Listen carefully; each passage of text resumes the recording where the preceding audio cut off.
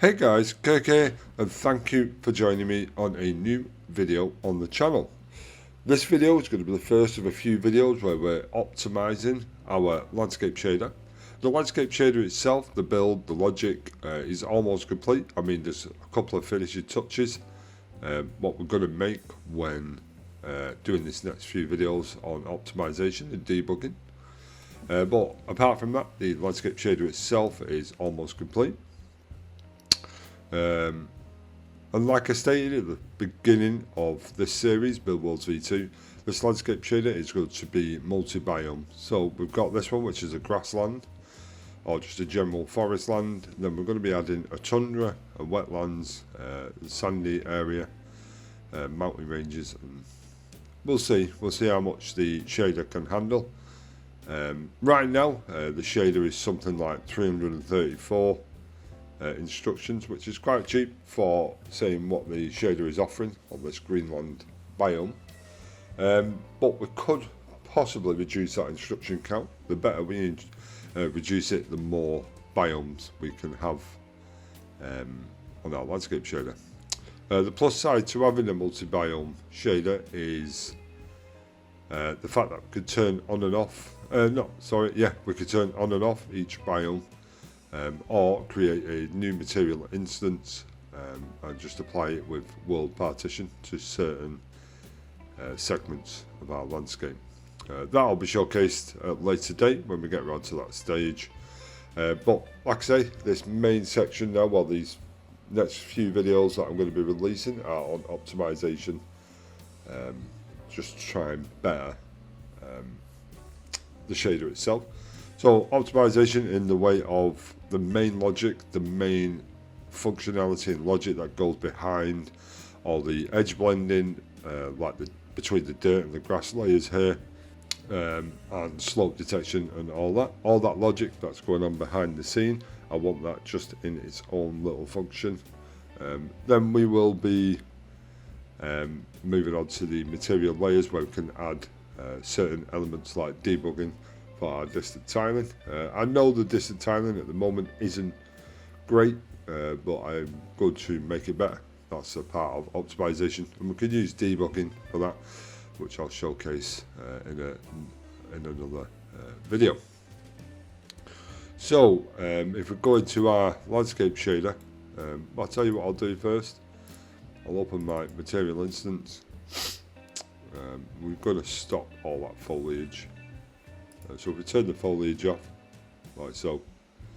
As you can see here, this material instance, it's getting big. We've got all our textures here, which we don't want.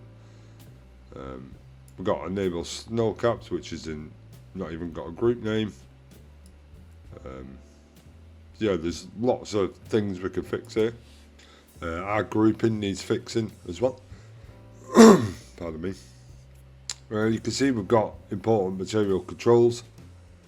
I want my switches to be important material switches, so we'll move that over. We're just generally going to tidy this material instance up. As you can see, we've got like flat ground blending controls. That's nothing to do with our material layers, so we need to regroup that. As you can see, it's clashing with important material controls where our macro variation is. If we lower that, you can see how darker it gets. Our macro variation intensities there, our landscape slope detection, global distant tiling controls is in there as well, which I must have changed a while back, and surface normal controls, which is in the right place. But our global distant tiling controls is going to be changed as well. So it's just a general tidy up here. You can see I've got slope material layers. I don't want them referencing like that. I know I started out with them like that, but I want them to have their own material layer names, like slope A and slope B. So any artist who's using this material instance will know straight away from the offset to what kind of material layers. Can also add debugging options in there as well. So yeah, that's basically what we're going to be looking at doing. So let's jump into our landscape material. You can see here I've got my Greenland biome. I've changed the name from auto material, which is there, to Greenland biome. This is just the start of what I want to do. But you can see I've got my slope material layers out here for both biomes. Essentially I want all material layers here, so we could showcase them into our landscape layer blend node using rewrite declaration nodes, so we can possibly paint down our paint layers as well, using the layering system inside the landscape section here. But at the moment our Greenland biome is an active function. I don't want it to be an active function. That increases instruction cost. So what I mean by active function, at this level, this is the root level of our biome, I want all controls here like this. Our landscape slope detection controls, I want all our controls in this area. As you can see, I've got here some prepped ready to go. Material layers as well. Go to our snow caps, we've got snow layer here. I want this and these to be outside of here and in here with all these, and that way that would make, like for instance, our snow cap function, this will just be behind the scene logic, in which we can change our material layers on the fly if needed, and we don't have to come in here and start changing all the names to maybe Greenland snow cap controls, blah blah blah. It's going to help in the long run. Snow caps is where we're going to start actually, so I'll leave that open. Also including our flat ground main. You can see inside here I've got surface normals. I'm going to move them shortly. Grassland, our grass A layer, and we've got a forest floor layer and a dirt C layer, and all these scalar parameters or vector 4 parameters are in here as well. I want all this active functionality into our main biome. Once that is complete, we can easily come in here, say for our forest biome, we could just come in here and duplicate this function, rename the function, and then we could rename the function to forest biome, and all we would have to do is to open this function up at the forest biome level and just change the names of our scalar parameters, because they will all be in here, and that's what I mean by functionality. Okay, so let's get moving on. One thing I am going to start changing and adding into here is these description barriers. I've seen this on a forum that I read a lot, and essentially what she does is just do that. Just go to the full length of this, and all I'm doing on my keyboard is pressing right shift and enter to drop it down to leave that gap at the top, and then left shift on the keyboard, and the key that is to the right of left shift. So hold left shift down and just push this down. You could do that, or you could get rid of that and just copy this so they're the same length. Left control and C, put it up there, left control and B. And essentially what that's going to do is going to create a barrier in between our text. So landscape slope detection controls, I come to my material instance, let's open that up. So if I find landscape slope detection controls, if I go on here, you can see I've done it there to the macro variation, and that's essentially what this is doing. Ground foliage, I've not done it there. You can see I've done it on my surface normals, and essentially what we're doing there is putting a barrier. Oh wait, I didn't save it. So apply real quick. If I go to my slope detection controls here, you can see it's added a barrier in between. It's not quite what I wanted, but I don't want to spend all the time doing that on this video, because it's going to turn out to be a long video anyway. But that's generally one idea that we're going to be changing for our material layers. So if anyone comes to here, they could say, right, okay, this disables macro variation, blah blah blah. Edge blending, you can see there, if I had a description, it'd just be in front of that found in, where it gives you the destination of this particular function. But yeah, that's for a future optimization video. Okay, so what are we going to start with? We're going to open our flat ground main. I'm going to take the surface normal. So at the moment, our surface normal is affecting our grass layer only. Now I want these surface normals to affect this dirt layer as well. You can see this dirt layer, it looks nice actually. It's good texture in that, to be honest. Good break up with the two material layers. But if we add this surface normals to there, there's two good things about that. So if I get this surface normals, left control in X, get rid of it, we'll just connect that back up like so. And now that's reduced one item out of here, which is an active part of the function. That's the aim, to reduce that. Just going to hit apply real quick, go to my main landscape material. Essentially what I can do here is reduce it down into its own little section here, like you can see on the screen. My landscape is jittering a little bit. It's fine now. I'm just going to add it here. So click here, left control and V, got my surface normals there. Just add that in there, and put that into there. The reason I'm leaving my surface normal controls like this is because it's an active function, but if something was to happen in the surface normals, all we have to do is open the landscape material and it's right there. And we can just double click the function and make whatever change we need. It's pretty stable, this function, so I don't think we'll ever need to go in there, but it's there. It's an active function, but it's readily available. We can just easily jump inside it and change whatever we need to. We don't have to dive into one function, then into another, then into another, then into another, which we have to do with our Greenland biome. So I'm going to quickly comment this. This could be this normals, like so. Usual font size of 25 here in the details panel. Because this is a normal category, I'm going to put this as a blue, like so. We need to make that level and straight. Oh, it's skipping by. Damn it. It's not the end of the world. Let's just leave it like that. We could move it down actually. There you go. Yeah. So that is yet another addition that we've made to the landscape material. It's not going to make a massive difference on our base pass instructions. It's not made any difference, to be honest, but that's not a problem because we've not removed or added. Our foliage logic here, as you can see at the start of the video, foliage is fine as it is. So I can just highlight all of this and then right click on a node, not in the comment section, on the node, just click on collapse nodes. And that'll collapse it all into one.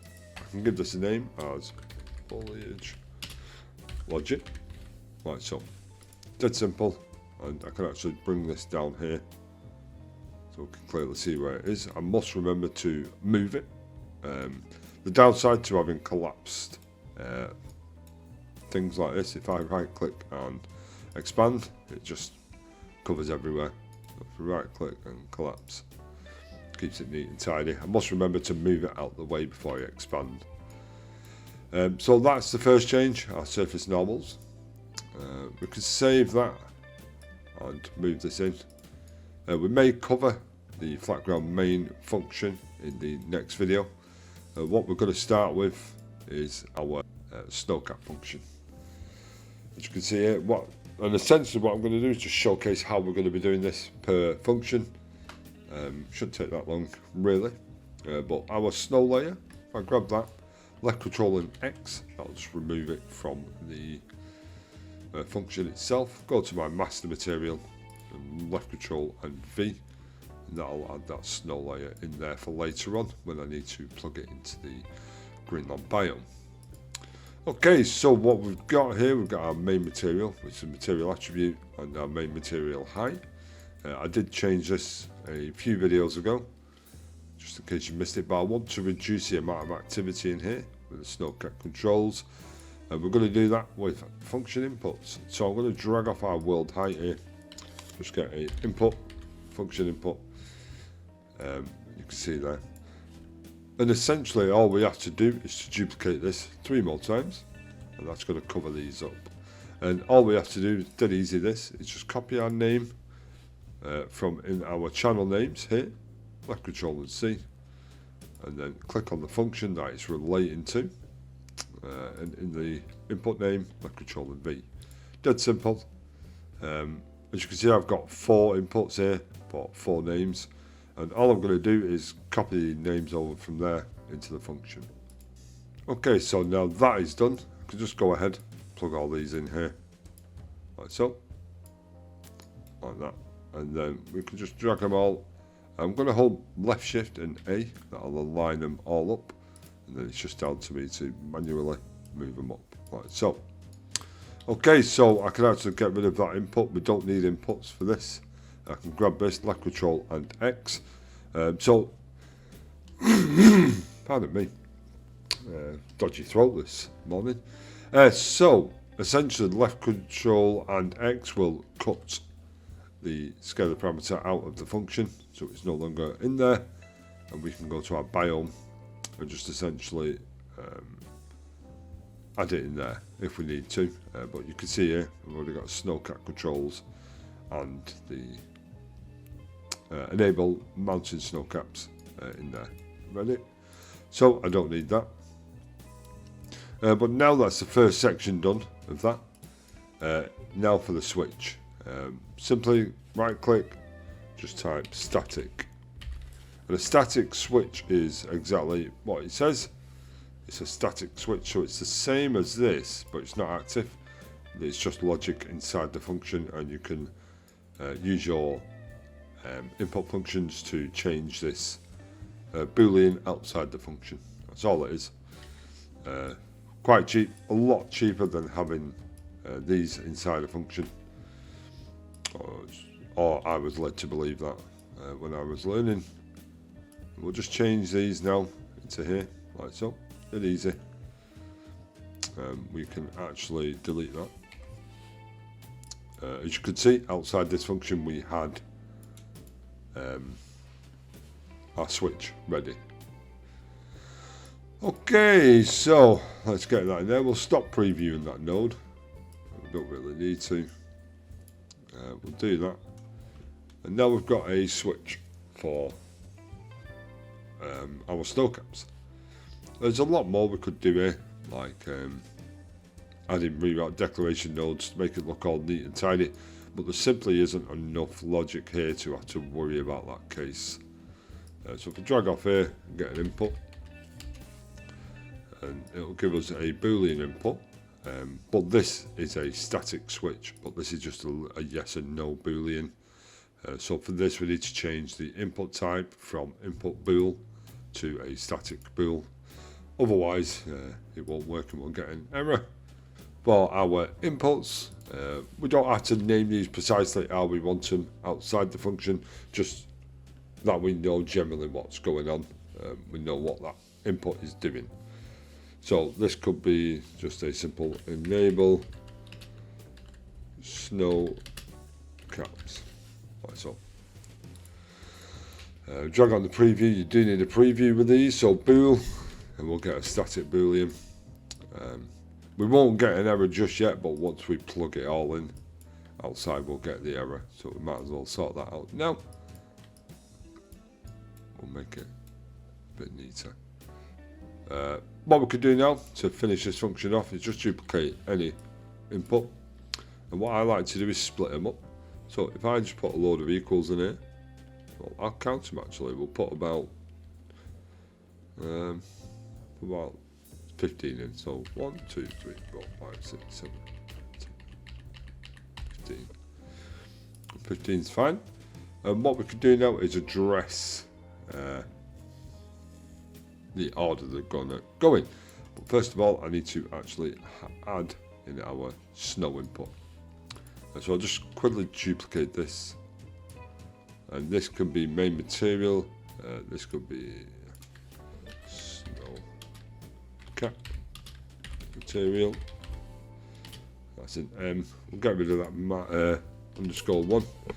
That's just how Unreal signifies that's a duplicated because it doesn't want the same name on the inputs, so it just duplicates it with a _1, and the more you duplicate it, it'll just be _2, 3, 4, 5, 6, and on and on and on. But that's fine. Do this. Just duplicate this actually. Snow cap material. This will be a H for height. Delete that _1. We also need to change the input type to a scalar.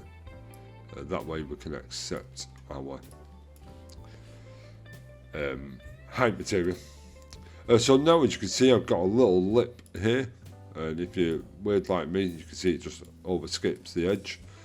Highlight them all, and left shift and D. I'll just line them all up. Just a little tip there. Plug them into our base material input, and there you go. This function is no longer active. It's just all dormant logic, which is great. So we're just going to set up our order now. So this can be 0, the set priority can be 1, and this one can be a 2, this one can be a 3. And I'm going to use this then. I think I'm going to duplicate the amount of equals there. So left control and C, go to the end by pressing the right arrow, left control and V. That should make it a bit longer. So our last one was 3. This one is going to separate it, so it can be a set priority of 4. And then we can add a 5 in here and a 6 in here. And you can see what I'm doing. So there's 7 there, 8 there, and 9 there. 7, 8, and 9. Okay, so if I hit apply with this snowcap function, you can see it's jumped me out of there. Let's press the save, and that's simply because enable snowcaps, which is here, is missing. Which is down here. So let's move this out. What I'm going to do is showcase how we're going to organize our particular function sets. So this is our snow cap. We've got our option to enable it. So what we will do is to get rid of that error is use our enable mountain snow caps. So there you go. This could possibly go on the outside in here because the snow caps are going to be the same on all biomes, but we'll cross that bridge when we get there. I'll quickly save this function now and just close it. As you can see, I've got my materials here, and in here just the parameters. Sorry, I had a little brain fart then. So yeah, that's that done. We'll grab these snowcap controls, and we can just simply plug these in here, just like so. Now, when you're plugging in these particular inputs, when you've made a change, essentially you rewrite in the code in the background for this particular shader. So when you go to plugging in these scalar value input things, they can crash the engine. So saving as often as possible is recommended, so you don't lose any information if it crashes. It's just one of the things that happens. I can hit apply here. I thought it crashed then as well. Okay, so that's that. I do need more inputs for our snow caps, our snow material layer. So I can drag off here, get an input, like so. Essentially,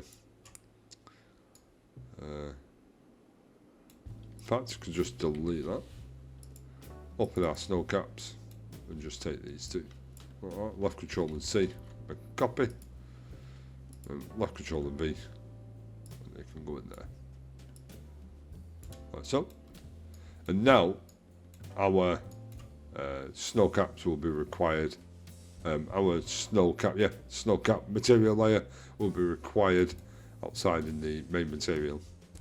What we can do with this then is apply that in there, Shift and D, make sure they're all aligned, and then we shall. How should we do this? We'll take it all. We'll drag this down here. Let's go to this end material. and this will be a RER for add named reroute declaration node, and this can be material to snowcap. Yeah. Press enter, and in fact I'll just put on the end of here in brackets M, like so we know it's material, and I can just simply left control and duplicate that. I can get rid of the underscore one, put H in there for height. So a little bit more organisation. This could just sit here like that. And I can come down here, right click, name reroutes. We'll use the material and height, like so. Shift and A. We can simply plug them into there. And what that enables us to do now is to have our snowcap functionality in its own little comment box, in its own little section. So we'll drag all these up. This can go there. We'll do a Shift and D and line them all up. Just put it like that. Highlight it all. Highlight it all. And press C. This can be our snow cap. We can do Greenland. Snow cap. Greenland. Like so. And that's pretty much it. Font size 25. We're going to make this a black and take the alpha out at the bottom, and the alpha will get rid of that background. So if I press OK, just a normal visionary thing. I'm going to move this out. There are outputs. Well, as you can see, guys, we've now got our snowcap functionality in this section here. If I apply this now, it'll kick me out of this function, or at least it should. But if I go back into my main material, you can see here that one, my snowcap material, which is here. I can just plug that straight in here, like so. There you go. Hit apply and save. I do think that the group to the right, so 1/important material controls, which is fine, and that is 0 important material switches, and that is fine. That's exactly what I wanted in my material instance.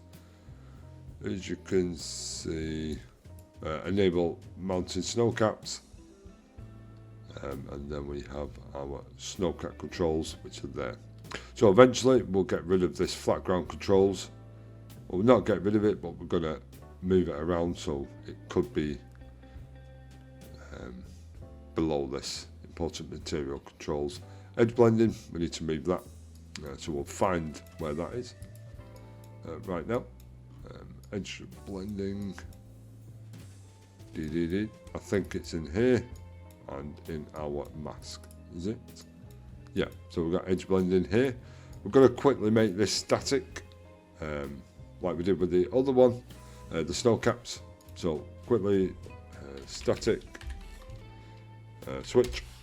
We'll do a static switch. We'll duplicate this real quick and just drag these into the relevant slots. False into false. There we go, like so. That is it. We can delete them because I did see them outside of this function. But this will make this particular function as well dormant, let's say. We don't need that to be previewing. Flat ground foliage mask connects. As you can see, we're adding both sides of the foliage mask here. If you've seen this for the first time, guys, it's highly advisable that you watch the series from the start, where I go through building up all this logic. Which is cool. Just quickly tidy this up a little bit, like so. So we can clearly see where these noodles are going. We'll move this out. We need an input, so input here, function input. This is going to be a boolean. Don't forget we need to change the input type to a static bool, and this is going to be enable edge blending. Right, so look, question mark. Like I said before, the inputs here don't have to be named precise. It's just so long as people know and yourself know what is there, what's going on. So grab off here. Wait, no, let's see if we've got one here. No. Just grab off here. Do bool. Like so. And that's enable edge blending. And what we want to do is find out which is the last function. So that's 0, 1, 2. That'll be 3, 4, 5, 6, and 7. And I'm just simply going to put this as 8, so it's right at the bottom. It's completely fine. I don't like the look of this, so what I will do, just do a quick RER, sorry, add named reroute declaration node, and this is edge blend. Let's do that. Change it to a y/n, so yes and no. We can just simply right click, get that function in here, the reroute declaration node, and just simply do that. Cleaned it up just a little bit so it's easily readable. So yeah, that is this function done now. So this function is now dormant. We won't need to use that, come into our flat ground mask again to find anything. Hit apply, kicks you out of it, that's fine. We'll save it, close it off. And now we need that boolean here. But we're not going to put it here, that's our flat ground main. So it would come out into here. Shall we sort that out now? Let's open this up. We'll just quickly take this. In fact, could you use that? So we can use that reroute declaration node outside this function as well. With reroute declaration nodes, you can see I'm using it in this particular function. Outside this function, that would not work. I would have to create a new output for that reroute declaration node, but I'll show you right now. So left control and C, make a copy. Flat ground main, left click and V. You'll see that this will still work in here, but this will now also work in here. But if I was, as you can see, enable edge blending, we're getting a problem here. But I can right click and use that particular reroute declaration node again. Plug that into there. Get rid of this error. Duplicate that, like so. Put that into edge blending. There you go. The error has gone away. And if I hit apply now, there should be a problem. I'll go to my main biome, and you can see there I'm getting this input. I'm going to swap these around actually. So outputs, we shall, what's this one? That is 3, 4, 1, 0. So here I am going to put 0, 1. This can be 2, and the height can be 3. You'll see what I'm doing now if I hit apply. So grass biome, look at that now, much better. But that doesn't really matter because we're going to be redesigning all of this in its own little way. Okay, so that's that done. So that's our flat ground mask. We don't need this anymore. I mean, we could have it change our noise texture, but I don't think we'll bother. Click yes. Click that save. It minds to compile shaders. But we are now on the way to building up our flat ground main section. We do need the switch in here as well. As you can see, we've got our snow cap right there. Shall we have our flat ground in its own little section as well? Transition mask. So we could drag off here, RER, get reroute declaration node, and this can be called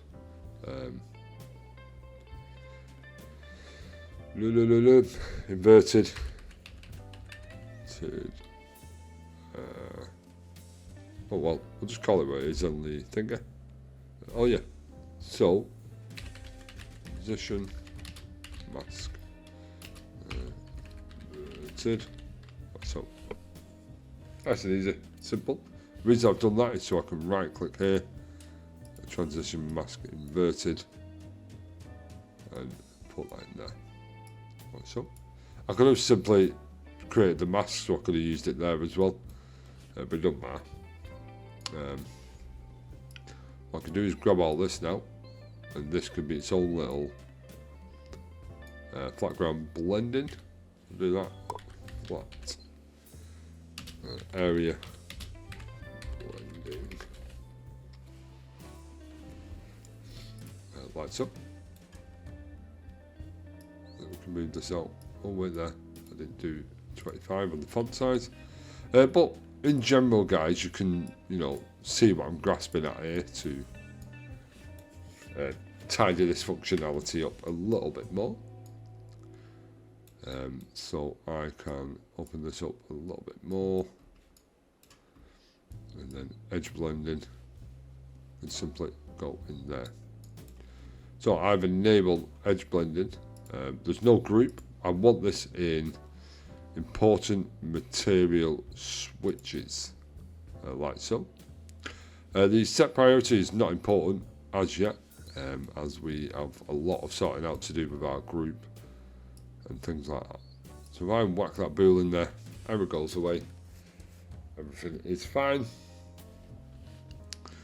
for now. So if I hit apply with this now, we're just going to open our material instance. You can do that, or you can go in the parameters section here.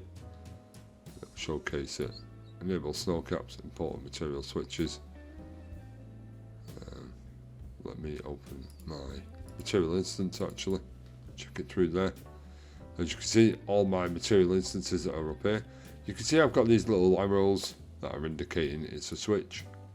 Well, it's just a workflow I've had for years. And this edge blending hasn't got it. Now, if this edge blending parameter was buried deep inside my flat ground main, I would have to go find it. Whereas now, I could just open the landscape material into the biome, and it's there, along with all the other controls, and that is the outcome that I want. I'm going to get rid of that SB, 2 barrels like that, and 2 barrels like that, and then just click away. Apply that, and you'll see that will blend in now with all of these. Enable edge blending, which is fine. Enable RVT, runtime virtual textures, which is fine as well. Let's do this as, this could be our slope detection. So if I comment this, slope detection, like so. Not sure how long this has been going on for, this video, guys. I've not really been keeping up with it. Like so.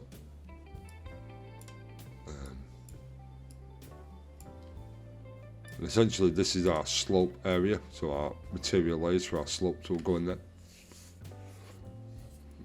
We could organise this up a little bit, because outside here, in here, you can see we've just got these here.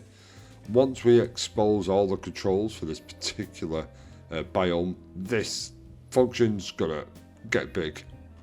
Not massive, but big, because all the material layers are going to be added and everything like that. So I don't want to get carried away at the start by organising all the inputs. We'll just leave them for now.